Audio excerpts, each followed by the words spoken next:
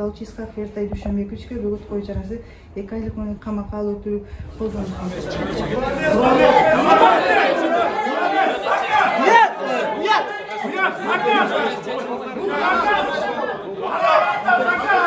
Мен ешқандай күнөөм жок. Бир дагы мыйзамда жок. Элдердин көйгөйлүү маселеси болуп атканда барып видеого тартып коомчулукка чыгарган деген бир дагы мыйзамда жок андай нерсе. Биз толук мойнуна мунун баары коюлган айыптын баары заказ өтө жактан боло турган жана ошондой эле билесиздер мен МВД кызматкерлерин көп тартам. Ошол учурунда болушу мүмкүн. Бул политический болушу мүмкүн. Мына шайлоо болот. Ошого дагы мени шайлоого катыштырба иштери дагы болушу мүмкүн. Бирок айдан ачык болуп турат. Бул селекция айылы.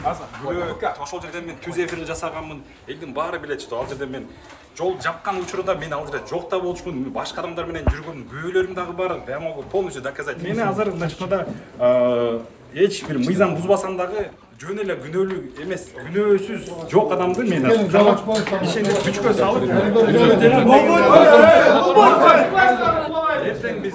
Коя туруңар. Домашний арестке чыгарган жок.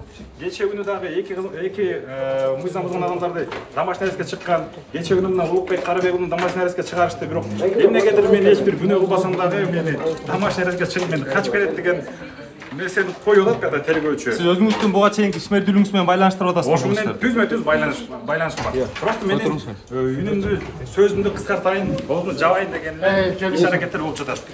Ата-энесине жолуктуруп койгон. Ата-энесине жолуктуруп койгон. Жолуктурабыз. Ата-энесине жолуктуруп койгон. Кыяматка жооп бересиз азыр.